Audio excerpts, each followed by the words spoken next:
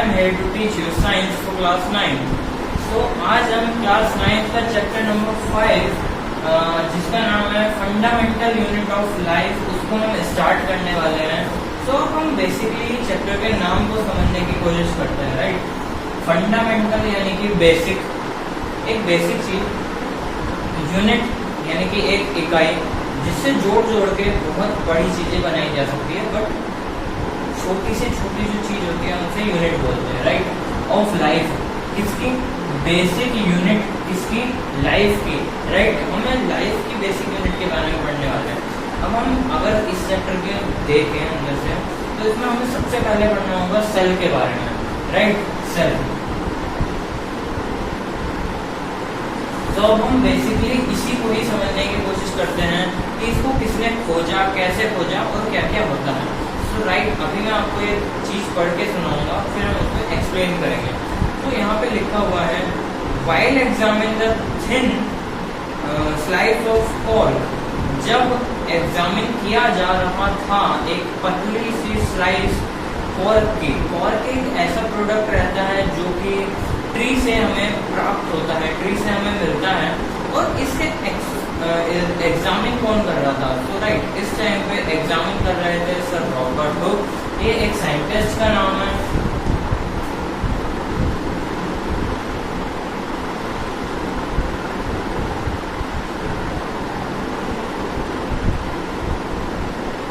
Robert Hooke उस time पे इसे एग्जामिन कर रहे थे. तो जिस टाइम पे रॉबर्ट हुक इसे एग्जामिन कर रहे थे, तो उन्होंने देखा कि एक जो कॉर्क है उसमें उन्हें एक स्ट्रक्चर दिखाई दिया, किस तरीके का, मधुमक्खी के छत्ते के जैसा, हनी बी के छत्ते के जैसा उन्हें स्ट्रक्चर दिखाई दिया. और उसी स्ट्रक्चर को उन्होंने देखा किससे था, उस स्ट्रक्चर को उन्होंने देखा था एक माइक्रोस्कोप से, जो कि सेल्फ डिजाइन थी, यानी कि उन्होंने खुद से ही उसे बनाया था. राइट, तो रॉबर्ट हुक ने इसे बनाया था. राइट, अब हम देखते हैं कि रॉबर्ट हुक ने एक डायग्राम या फिर एक स्ट्रक्चर प्राप्त किया जो कि हनी बी के छत्ते से रिलेटेड था.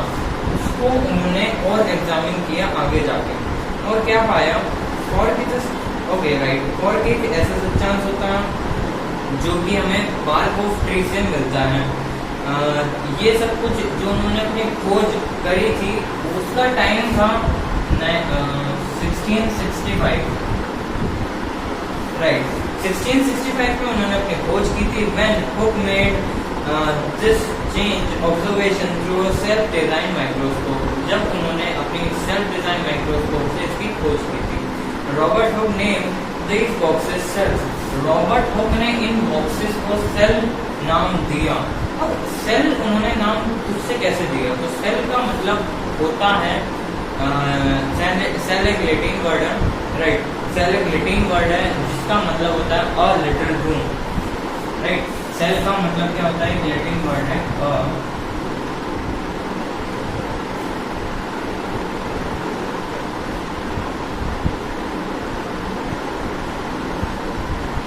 अ लिटिल रूम. इस सेल का मीनिंग होता है अ लिटिल रूम.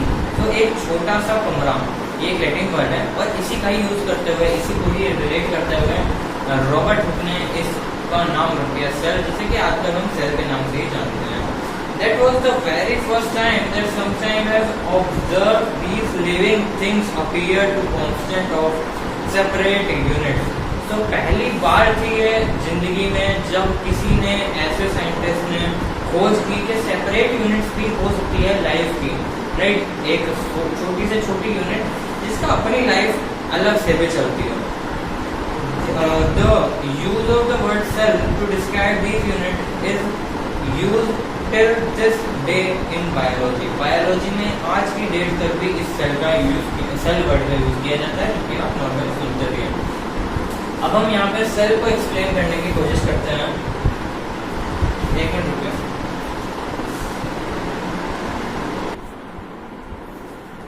राइट, अब हम देखेंगे सेल के बारे में.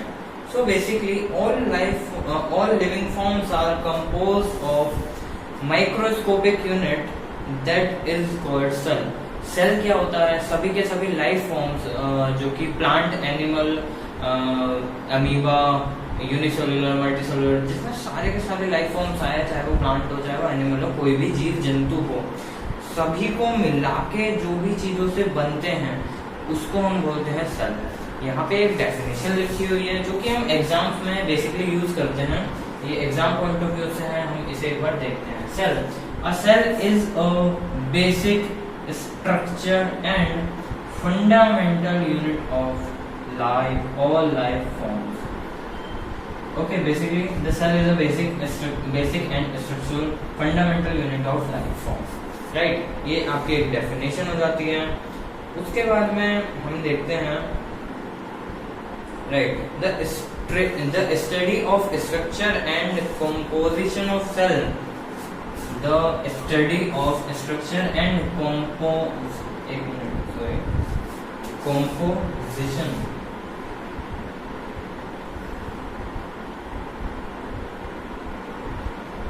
Composition of cell is called cytology, right? is called cytology। आगे हम देखते हैं, आगे लिखा हुआ है कि जो ये रॉबर्ट हुक ने इस स्टडी को किया था वो इन्होंने पाया था 1665 में, वो हमने पहले भी पढ़ रखा है। फर्स्ट लिविंग सेल, जो फर्स्ट लिविंग सेल है उसे डिस्कवर किया गया था। बेसिकली अगर हम देखें तो रॉबर्ट हुक ने एक सेल को तो फाइंड किया था, लेकिन वो ट्री में बार्क ऑफ ट्री, यानी कि बार्क ऑफ ट्री से मिला हुआ और उसके अंदर में भी कॉर्क से मिला हुआ है, जो कि बेसिकली डेड सेल होता है। लेकिन अगर हम देखें कि फर्स्ट लिविंग सेल को किसने फाइंड किया, तो फर्स्ट लिविंग सेल को फाइंड करने वाले थे एवी ल्यूवेंहुक, राइट, ये इनका नाम है साइंटिस्ट का।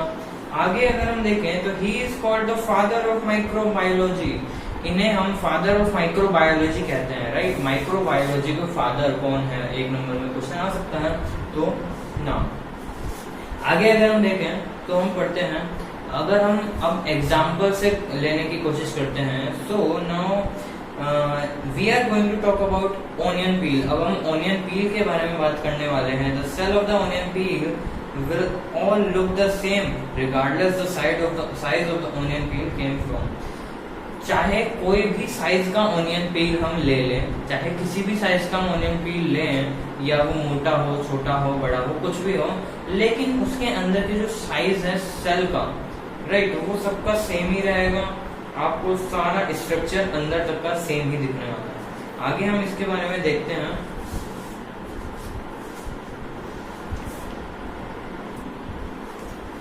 ऑनियन पील के बारे में हम पढ़ रहे हैं।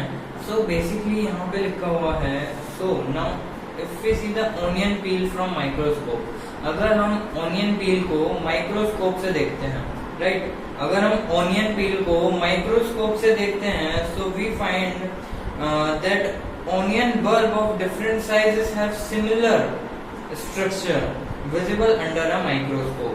सो अगर हम किसी भी ऑनियन पील को माइक्रोस्कोप से देखते हैं, ऑनियन पील को अगर हम माइक्रोस्कोप से देखते हैं, तो वहाँ पे आपको अलग अलग साइज के बल्ब्स दिखाई देंगे, बट उन बल्ब्स का स्ट्रक्चर जो है वो सेम होने वाला है। सेम स्ट्रक्चर के हमें अलग अलग साइज वाले बल्ब दिखाई देंगे ऑनियन पील में, अगर हम उसे देखते हैं माइक्रोस्कोप से, राइट। अब लिखा हुआ है, these small structures that we see are basic building unit of onion bulb। Onion bulb के बेसिक यूनिट्स जो होते हैं वह यही होंगे, जिसे कि हम देख पाएंगे जब हम माइक्रोस्कोप की मदद से देखेंगे। स्मॉल स्ट्रक्चर्स होते हैं, these small structures are called cell. इन्हीं छोटे छोटे से स्मॉल स्ट्रक्चर्स को हम सेल बोलते हैं। So this is not only for onion, ये सिर्फ और सिर्फ ऑनियन पील के लिए ही नहीं है, ऐसा हर एक चीज के लिए होता है। जिस भी चीज को आप माइक्रोस्कोप से देखेंगे उसमें आपको ये छोटा सा स्ट्रक्चर जरूर दिखाई देगा, जिसका नाम होता है सेल। आप अपनी बॉडी के किसी पार्ट को देखिए, बॉडी के स्किन को देखिए, या किसी भी प्लांट के किसी पार्ट को देखिए, लीफ को देखिए, फ्लावर को देखिए, किसी भी आप चीज को देखेंगे, बट लिविंग होनी चाहिए या ऐसी होनी चाहिए जो कभी लिविंग थी, उन चीजों में आपको सेल जरूर मिलेगा, राइट। आगे हम देखते हैं, the invention of magnificence lens, magnifying lens led to the discovery of microscopic world. Magnifying जो लेंस थे उन्हीं की ही मदद से माइक्रोस्कोप बनी। और इसीलिए अगर हम कहें कि मैग्नीफाइंग ग्लास या मैग्नीफाइंग लेंस की जो डिस्कवरी है उसने माइक्रोस्कोपिक वर्ड को बहुत ज्यादा सहारा दिया है, उसके बिना माइक्रोस्कोपिक वर्ड शायद नहीं होता। It is now known that a single cell may consist of a whole organism as an amoeba।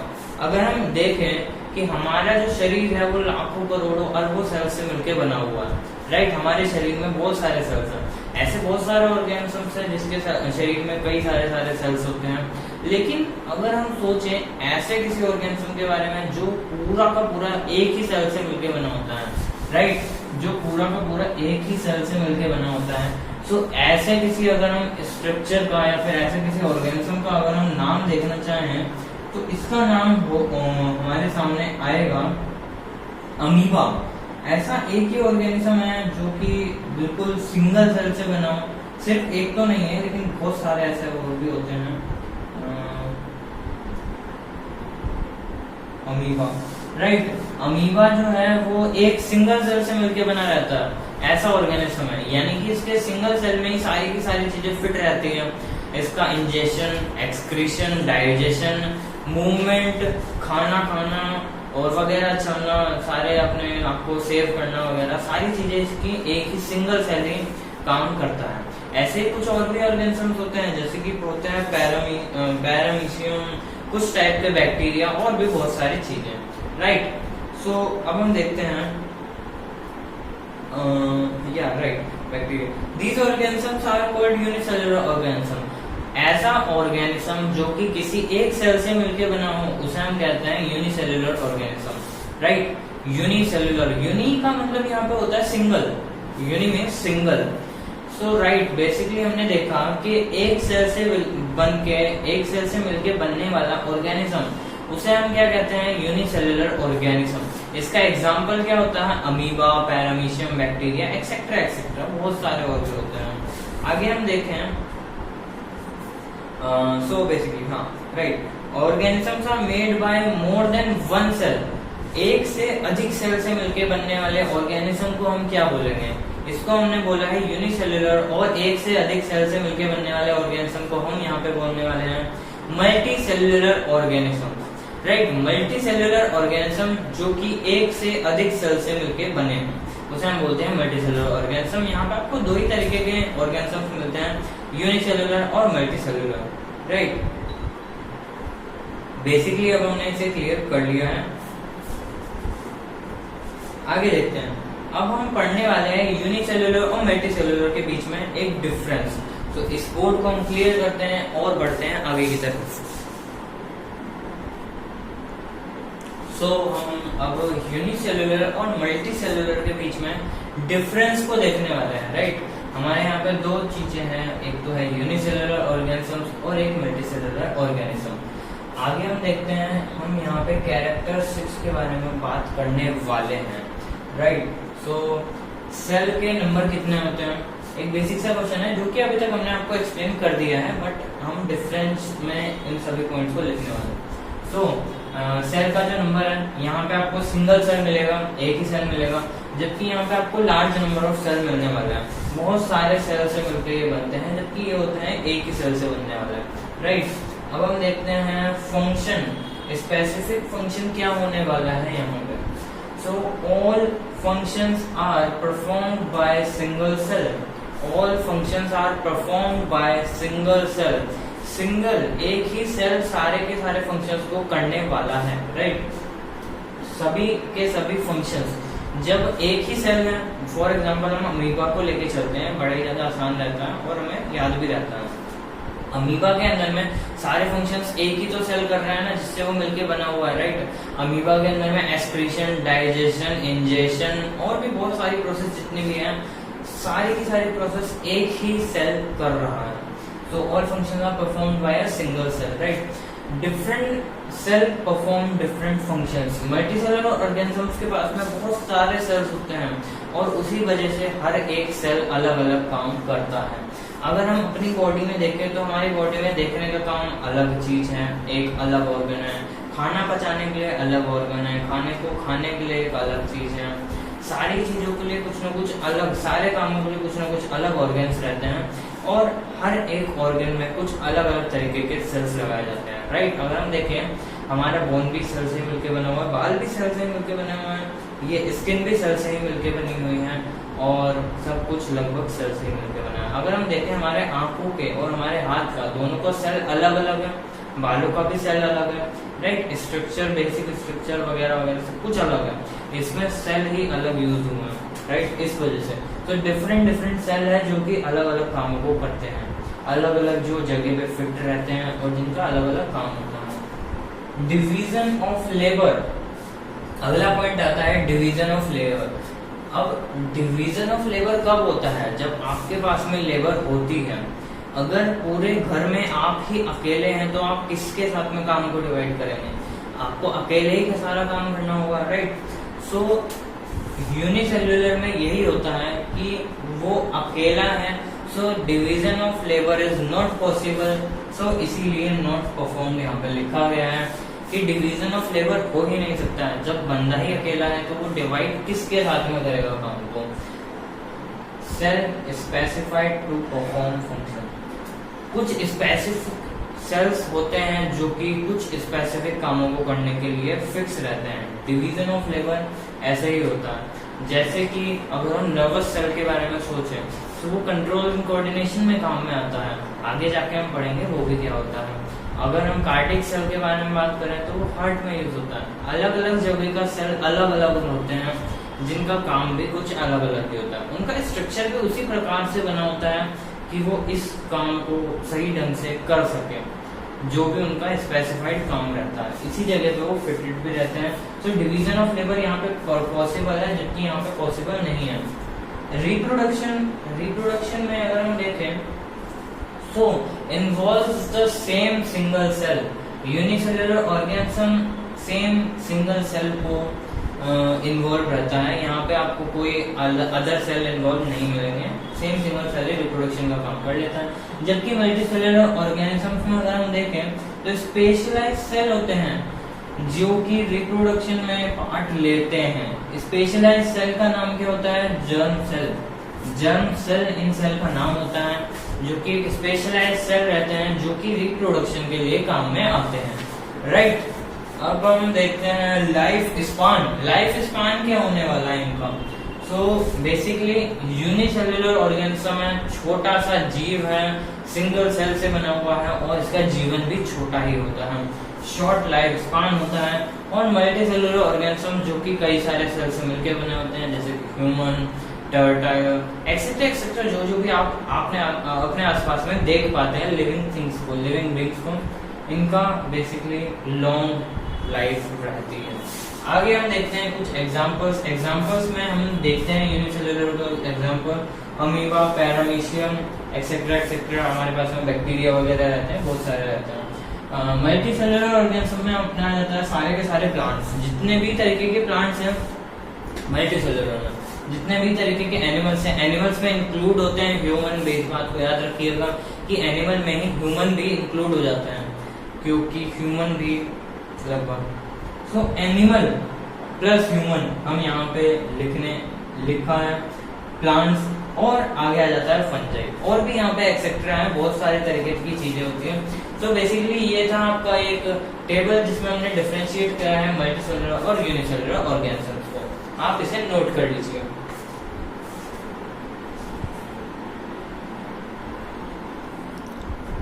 अब हम देखने जा रहे हैं size and shape of cell, right. Shape and size of cell. Cell के जो शेप एंड साइज होते हैं वो अलग अलग होता है। हर एक सेल एक दूसरे से अलग अलग होता है।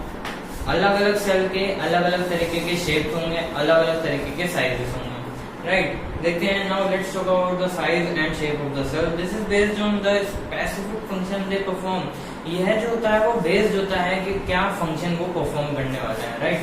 अगर नर्वस सेल है, न्यूरॉन सेल है, वो कनेक्टिंग का काम करता है, आपका कंट्रोल एंड कोऑर्डिनेशन का काम करता है।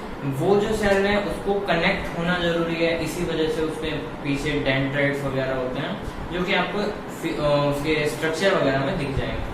हमारे अलग अलग तरीके के सेल्स होते हैं। उनका अलग अलग कुछ ना कुछ बेसिकली काम भी होता है, और उनकी जो स्ट्रक्चर है, जो बनावट है, जो भी है, वो उसी प्रकार से बनाई जाती है, उसी तरीके से बनाई जाती है कि वो अपने फीचर में माहिर हो, अपने काम में वो पूरी तरीके से कर सकें। सो ये जो बेसिकली होते हैं शेप और साइज का ही रहता है। जैसे कि अगर हम देखें सम सेल्स लाइक अमीबा की जो शेप रहती है वो चेंजिंग शेप रहती है। अब हम शेप के बारे में अगर देखें तो शेप हो सकती है चेंजिंग या फिर फिक्स्ड या फिर थोड़ी बहुत चेंजिंग।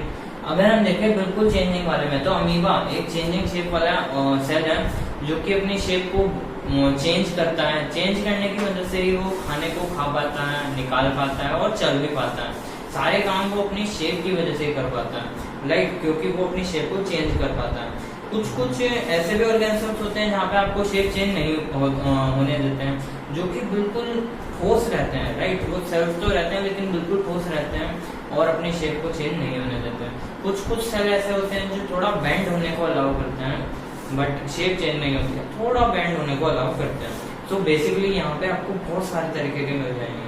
आगे अगर हम देखें साइज के ऊपर तो साइज सभी का ही अलग अलग हो सकता है, वो भी आपका बेस्ड रहता है कि किस फंक्शन को परफॉर्म करने वाले हैं। अगर बड़े साइज की नीड है तो बड़ा साइज होगा। फॉर एग्जांपल लॉन्गेस्ट और जो सेल है आपका वो होता है neuron cell, right, nervous cell.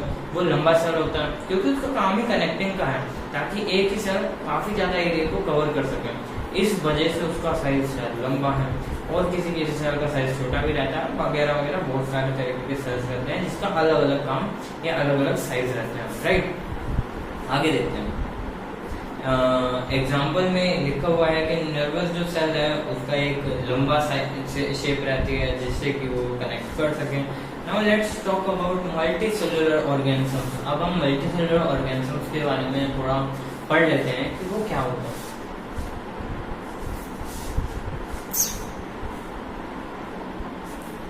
अब हम बात करने वाले हैं मल्टी सेलुलर ऑर्गेनिजम्स के बारे में। बेसिकली मल्टी सेलुलर ऑर्गेनिजम्स के बारे में पहले भी बहुत कुछ पढ़ चुके हैं कि वो बहुत सारे सेल्स से मिलकर बनते हैं या एक से अधिक सेल्स से मिलकर बनते हैं। आगे हम देखते हैं। As we know that there is a division of labour. हमें पता है कि यहाँ पे आपको डिवीजन ऑफ लेबर मिलता है in the multi cellular organism. जैसे कि अगर हम ह्यूमन बीइंग में देखें, ह्यूमन बीइंग में आपको डिवीजन ऑफ लेबर देखने को पूरा मिलता है, राइट। आंखें का काम है देखने का, और कोई पार्ट हमारा काम देखने का नहीं कर सकता। डिवाइड है यहाँ पर लेबर, देखने का काम सिर्फ आंख ही करेगी, राइट। चलने का काम पैर करेंगे, पकड़ने, ग्रिप करने या फिर कुछ भी करने का काम बाकी हाथ करेंगे आपका, राइट। सोचने का काम आपका दिमाग करेगा। बहुत सारी चीजें हैं जो इसका बेसिकली फंक्शंस अलग अलग डिवाइडेड है और उस काम को और कोई पार्ट नहीं कर सकता, राइट। आगे हम देखें तो यहाँ पे है जैसे कि the means of the different part of the body perform different function. इसका मतलब होता है कि अलग अलग बॉडी पार्ट्स अलग अलग फंक्शन करते हैं। जैसे कि अगर हम देखें तो हार्ट पंप करता है ब्लड को, हार्ट ब्लड को पंप करता है, ये उसका एक स्पेसिफिक फंक्शन है। ब्लड को और कोई सा पार्ट पंप नहीं कर सकता है। स्टमक जो है हमारे डाइजेस्ट करता है फूड को, स्टमक का काम और कोई नहीं कर सकता है। स्टमक डाइजेस्ट करने पे काम करता है फूड को, जो कि और कोई पार्ट नहीं कर सकता है। वो एक स्पेसिफाइड पार्ट है जो कि एक ही फंक्शन के लिए बना है, वो सिर्फ एक ही काम करेगा, बाकी और कुछ नहीं करेगा। आइज जो है वो हमें देखने के लिए है, मदद करती है। और ऐसे ही हमारे पास में कई सारे और भी पार्ट्स हैं जो कि स्पेसिफाइड फंक्शंस के लिए रखे गए हैं और वो सिर्फ अपना ही काम को परफॉर्म करते हैं रेगुलरली। आगे हम देखते हैं, जैसा कि हमने देखा है मल्टी सेलुलर ऑर्गेनिजम्स में डिवीजन ऑफ लेबर। वैसे ही अगर हम देखें एक सिंगल सेल में, हम यहाँ पे नहीं बात कर रहे हैं एक सिंगल सेलुलर ऑर्गेनिज्म की, हम यहाँ पे बात कर रहे हैं एक सिंगल सेल की। वो सिंगल सेल एक यूनिसेलुलर ऑर्गेनिज्म भी हो सकता है या फिर मल्टीसेलुलर ऑर्गेनिजम्स का ही एक सेल भी हो सकता है, राइट। अगर हम बात करें तो हम बताना चाहते हैं बेसिकली जो हम अभी बात बताने वाले हैं उसमें इंक्लूड होगा अमीबा भी, जो कि एक सिंगल सेल ऑर्गेनिज्म है और उसी में ही इंक्लूड होने वाला है, राइट। मान के चलिए आप है ह्यूमन, आप ही का ही एक छोटा सा सेल है, उसको भी इंक्लूड करने वाले हैं। सभी सेल के बारे में ये बात है। आगे देखते हैं। सेल जो है हमारा बेसिकली जो हमारा सेल है वो किससे मिलके बनता है। सेल के अंदर में भी तो कुछ छोटी सी चीजें होती होंगी जो कि एक सेल को परफॉर्म करने के लिए मदद करती है और उन्हीं चीजों के बारे में हम देखने वाले हैं। तो एक सिंगल सेल में भी डिवीजन ऑफ लेबर होता है. In fact each such a cell has got certain specified contents within it known as cell organelles. इन जो कंटेंट्स हैं उन्हें हम बोलते हैं सेल ऑर्गेनेलीज. ये जो होती है सेल ऑर्गेनेलीज होती है, सेल के अंदर पाई जाने वाली चीजों को हम सेल ऑर्गेनेली कहते हैं, जो कि बेसिकली उसके फंक्शंस में मदद करती है. सेल ऑर्गेनेली मदद करती है सेल के फंक्शंस को परफॉर्म कराने में. सेल जो फंक्शन करेगी, राइट, देखते हैं. Each kind of cell organelle perform specific function. हर एक तरीके की जो आपकी सेल ऑर्गेनेली है वो कुछ ना कुछ स्पेसिफिक फंक्शन को परफॉर्म करती है, such as making new cell, नए नए सेल्स को भी डेवलप करना, राइट. हमारे नए नए सेल्स आते जाते रहते हैं. अगर अभी आपने बाल कटवा लिए तो और भी बाल आ जाएंगे. अगर आपने नाखून काट लिए तो और भी नाखून आ जाएंगे. हल्का सा आपको ये कुछ छिल गया, कट गया, वहां पे भी नए सेल्स आ जाएंगे. रिपेयर का काम हमेशा चलता ही रहता है और इसी वजह से नए नए सेल्स रोज रोज बनाने पड़ते हैं. Cleaning of waste. सेल के अंदर में भी खुद का कुछ वेस्ट रहता है, जैसे कि हमारे अंदर वेस्ट रहता है वैसे ही एक पर्टिकुलर सेल के अंदर में भी कुछ वेस्ट रहता है. उस वेस्ट को भी निकालने का काम रहता है. वैसे ही बहुत सारे काम रहते हैं, पैकेजिंग का, ट्रांसपोर्ट का, अंदर क्या सामान आना चाहिए, बाहर क्या सामान आना चाहिए. जी हाँ, हम ये सेल के बारे में बात कर रहे हैं. मटेरियल जो कि सेल के अंदर में आना चाहिए फिर बाहर जाना चाहिए. Cell is able to live and perform all the functions. एक सेल जो है वो सभी कामों को कर सकता है और जीवित भी रह सकता है because of these organelles. In organelles की हेल्प से, राइट. तो सेल के अंदर में ये ऑर्गेनेलीज फिटेड रहती हैं जो कि एक सेल को पूरा करती है, एक सेल को काम करने के लिए मदद करती है. These organelles together constitute the basic unit called cell.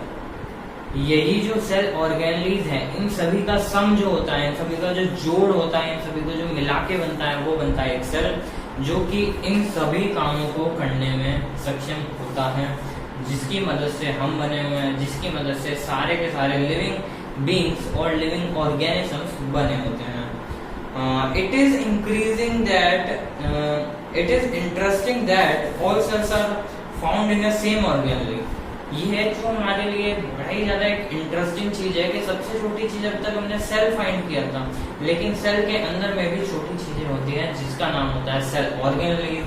Cell organelles जिससे मिलके सेल बनता है और इसके बिना सेल चल ही नहीं सकता. No matter what their function is और ऑर्गेनिज्म दे फाउंड देयर. इसका कोई मैटर नहीं है कि ये कहाँ पे पाए जाते हैं या फिर क्या काम करते हैं, लेकिन इनकी मदद से ही सेल बना होता है. आगे हम देखेंगे अगली क्लास में कि क्या क्या हमारे जो सेल ऑर्गेनेलीज है वो क्या क्या हमारे लिए फंक्शन करती है. हमने आपको बेसिकली बताया था कि सेल ऑर्गेनेलीज का फंक्शन होता है लाइक पैकेजिंग, वेस्ट को निकालना, फूड को अंदर की तरफ लाना, फूड को अंदर की तरफ बाहर लाना, प्रोटेक्शन करवाना, राइट, और गाइडेंस करना कि क्या क्या कैसे कैसे होता है. आपका स्टोरेज करके रखना कि स्टोरेज किस तरीके से होना चाहिए, राइट. वेस्ट को डिस्पोज किस तरीके से करना है, खत्म किस तरीके से करना है, बाहर किस तरीके से निकालना है, पैकेजिंग कैसे करनी है, सब कुछ किस तरीके से करना है. बाहर से जो खाना आएगा उसे डिस्पैच कैसे करना, और जो अंदर से खाना या वेस्ट बाहर की तरफ जाएगा उसे डिस्पैच कैसे, उसे पैक कैसे करना है. ये सारे के सारे काम सेल ऑर्गेनेलीज ही एक सेल के लिए करती हैं, और वो काम किस तरीके से करती है उसे हम आगे अगली क्लास में पढ़ेंगे. तो आज के लिए इतना ही काफी है. Thank you everyone.